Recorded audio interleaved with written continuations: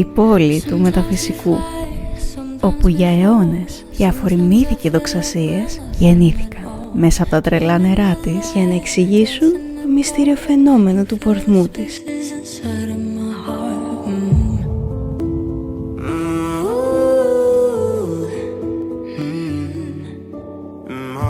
Όπου ψηλά στο λόφο της δεσπόζει ένα κάστρο που ο θρύλος λέει ότι στα θεμέλια του έχει ταυτεί ένας σουλτάνος και μία αρχαία πηγή που κάποτε υπήρξε μία όμορφη νύμφη που η ζωή της επιφύλαξε μία από τις ομορφότερες ιστορίες αγάπης. Καλώς ήρθατε στη Χαλκίδα.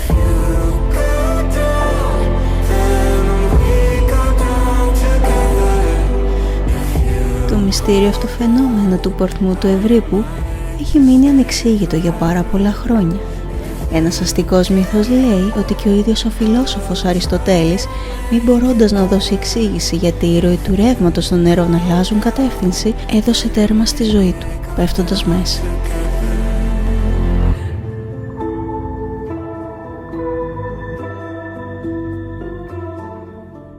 Θυγατέρα του Σούπου και της Μεθόνης, η Κόμβη ταυτίστηκε με τη Χαλκίδα, η οποία λέγεται ότι επινόησε πρώτη τη χρήση των χάλκινων όπλων.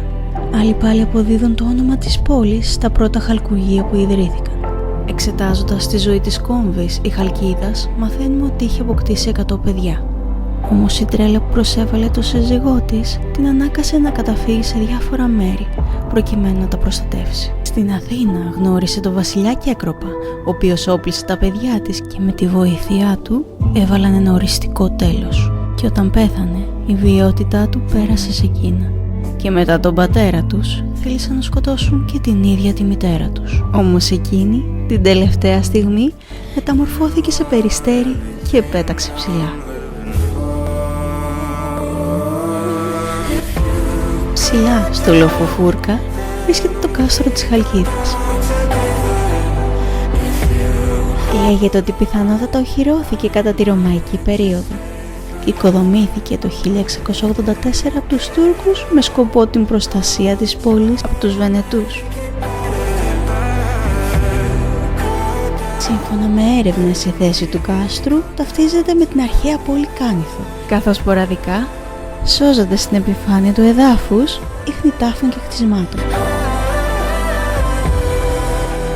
Έμεινε γνωστό ως φρούριο Καράμπομπα. Ο φρούραρχος αυτός λέγεται ότι θαύτηκε στα θεμέλια αυτού του κάστρου.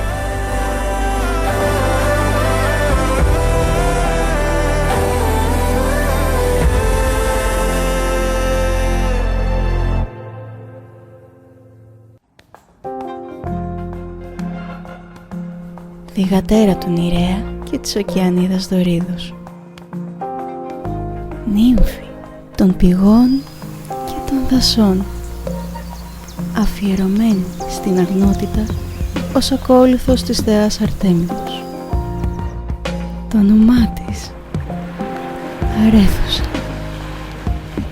Σύμφωνα με το μύθο, η νεαρή νύμφη είχε πάει να λουστεί στα νερά της πηγής, όπου εκεί την πρωτοαντίκρισε γυμνή ο Αλφιός.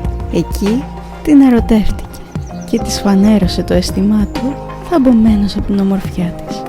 Η νύμφη όμως έτρεξε να ξεφύγει, γιατί ο ρόλος και το καθήκον της αυτή τη ζωή ήταν προδιαγεγραμμένος. Ο Αλφιός όμως ήταν θολωμένος από τον ερωτά του για εκείνη και επίμονος και δεν σταμάτησε ποτέ να την κυνηγά. Η Αρέθουσα ζήτησε τη βοήθεια της θεάς Άρτεμις και εκείνη τη τύλιξε σε ένα σύννεφο και τη μεταμόρφωσε σε πηγή, δείχνοντάς της υπόγειους δρόμους μέχρι την Ορτυγία, που ήταν ένα νησάκι απέναντι από τις Σιρακούσες, αφιερωμένο στη θεά. Ο ερωτευμένος Αλφιός όμως δεν το έβαλε κάτω. Αποφασισμένος να βρει ξανά τον ερωτά του, έλαβε τη βοήθεια του Δία που τον λυπήθηκε. Έτσι ο Αλφιός έγινε ποταμός και δεν δίστασε να διασχίσει ολόκληρο πέλαγος. Και ως υποθαλάσσιο ποτάμι είχε τόσο ορμητικά νερά που ούτε η Αδριατική θάλασσα δεν μπόρεσε να τον εμποδίσει. αλλά και τα νερά του πρόσεχε να μην ανακατέψει με το αλμυρό νερό της θάλασσας, για να μπορέσει τελικά να ενωθεί με τα καθαρά νερά της αγαπημένης του αρέθουσας. Μόλις έφτανε τον προορισμό του.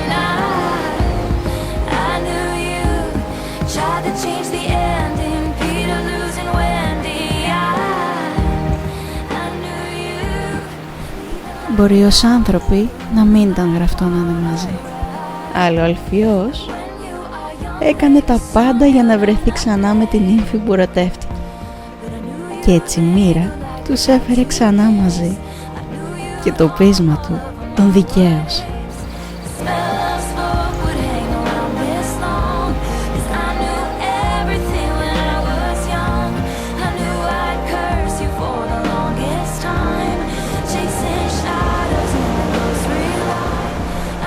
Ούτε η απόσταση, ούτε καν οι συνθήκες δεν ήταν ικανές να εμποδίσουν την αγάπη του για εκείνη.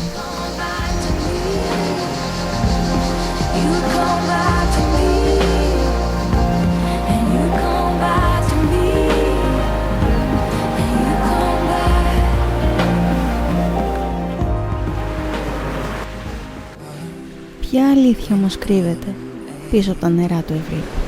Τα ρεύματα των νερών επηρεάζονται από τη σελήνη, η οποία δημιουργεί το φαινόμενο της παλήριας ανάλογα με τη θέση που έχει σε σχέση με τη γη. Έτσι, έλκει τα νερά της θάλασσας και δημιουργεί την πλημμυρίδα. Η βαρυτική έλξη, κάνοντας τη φυσιολογική ροή του ρεύματος να διαρκεί 6 ώρες. Και μετά το πέρας των 10 λεπτών, όπου τα νερά μένουν στάσιμα, τα νερά αλλάζουν κατεύθυνση και κινούνται για άλλες 6 ώρες προς την αντίθετη κατεύθυνση. Είναι ένα φαινόμενο που συμβαίνει εδώ και αιώνες, συγκεντρώνοντας μεγάλο ενδιαφέρον. Σε κοντινή απόσταση από την πηγή της Αρέθουσας βρίσκεται το παλιό εργοστάσιο σαπουνοποιίας της Χαλκίδας, όπου εκτός από σαπούνι παρήγαγε και πυρηνέλαιο, το οποίο χρησιμοποιούσαν οι κάτοικοι ως καύσιμη ύλη στα μαγκάλια για να ζεσταίνονται.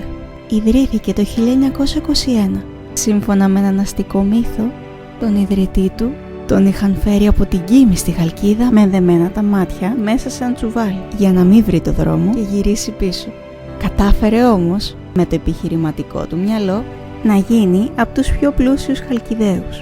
Η λειτουργία του σταμάτησε το 1962 και το 1993 έχασε τις στέγες του από πυρκαγιά και μέχρι σήμερα έχει αφαιθεί αναξιοποιητό. Αυτή ήταν μια μικρή γεύση από την όμορφη Χαλκίδα. Ένας ιδιαίτερος προορισμός που συγκεντρώνει ενδιαφέρον τόσο για την ιστορία και τους μύθους, όσο για το γαλήνιο τοπίο που σε μαγεύει από την πρώτη στιγμή. Και η Χαλκίδα, όπως και κάθε τόπος, έχει τη δική του μορφιά να ανακαλύψεις.